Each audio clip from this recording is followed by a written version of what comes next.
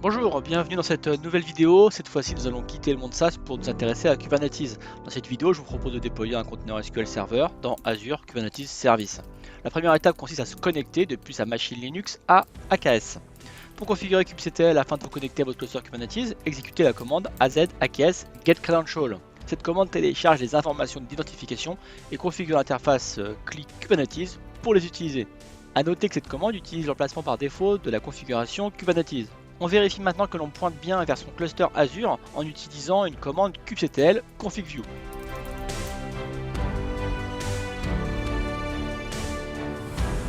Deuxième étape, la création d'un contrôleur d'entrée. Nous allons utiliser Helm pour installer le contrôleur d'entrée Nginx. Helm est un package manager et permet de déployer des applications complètes en utilisant un système de templates et de dépendances afin d'éviter la duplication et avoir ainsi une arborescence cohérente pour les fichiers de configuration. On commence par créer un espace de nom Kubernetes pour les ressources d'entrée Ingress basique. On ajoute maintenant un repository de graph Helm. Un graph est un package Helm. Il contient toutes les définitions de ressources nécessaires pour exécuter une application ou un service à l'intérieur d'un cluster Kubernetes. Un repository est simplement l'endroit où les graphes peuvent être collectés et partagés. On utilise donc maintenant Helm pour installer Nginx Ingress.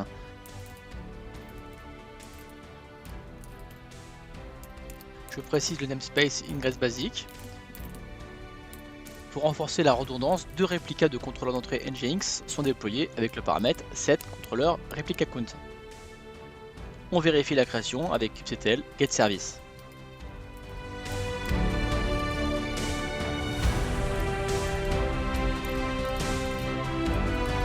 Le service équilibreur de charge Kubernetes est créé pour le contrôleur d'entrée Nginx.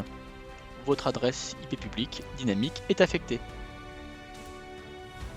Ok, on peut maintenant s'occuper du déploiement de SQL Server. Première étape, la création d'un mot de passe qui sera utilisé pour la connexion à la base de données. Kubernetes peut gérer des informations de configuration sensibles, comme des mots de passe ou des clés SSH en tant que secrets.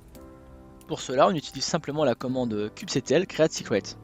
On crée un secret nommé MSSQL qui contient le mot de passe pour SA password.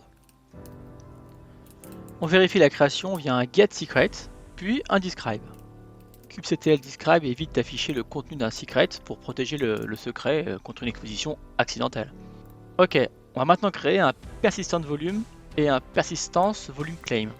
Un persistent volume est un élément de stockage d'un cluster provisionné par un administrateur ou dynamiquement à l'aide de classes de stockage. Il s'agit en fait d'une ressource du cluster, tout comme un node est aussi une ressource de cluster. Un persistent volume claim, PVC, est une demande de stockage par un utilisateur.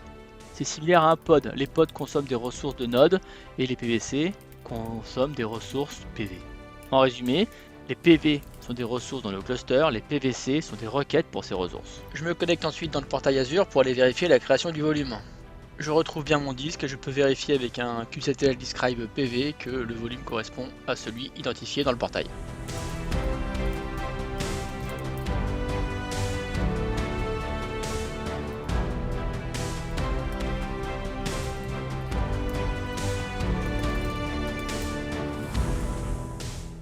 On édite maintenant un manifeste pour créer le déploiement que l'on appelle MSSQL Deployment, tout simplement. Ce déploiement est basé sur un conteneur utilisant l'image SQL Server fournie par Microsoft. Dans le manifeste, on définit également les variables d'environnement, MSSQL PID pour indiquer que l'on déploie une version développeur, et SA password pour référencer le secret que l'on a créé plus tôt. On définit également le volume en utilisant le PVC que l'on a créé juste avant. On ne l'avait pas créé pour rien.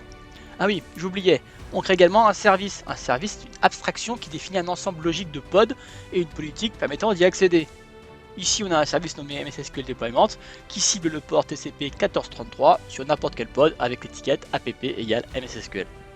On utilise ensuite kubectl apply pour créer la ressource. On fait un getPod pour vérifier la création.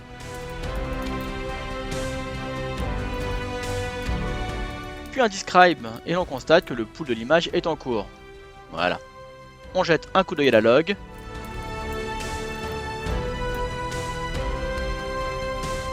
Et enfin, on regarde le service afin de récupérer l'adresse IP externe. Nous avons notre IP public, nous allons pouvoir tester une connexion à la base de données. Depuis un autre serveur, j'utilise SQLCMD en précisant l'adresse IP, le login et le password.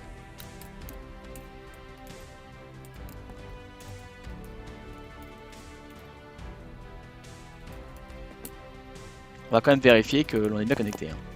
Avec la commande SPU. Fournit des informations sur les utilisateurs, les sessions, les processus actuels dans une instance SQL Server. Donc ça marche. Voilà, cette vidéo est maintenant terminée, j'espère qu'elle vous a plu. Elle permet d'avoir une vision d'ensemble de ce qu'il faut faire dans Kubernetes pour créer sa base SQL Server. J'ai survolé quelques concepts comme Ingress, les secrets et les services. Je vous laisse approfondir ces notions et je vous donne rendez-vous dans une prochaine vidéo. Bonne journée.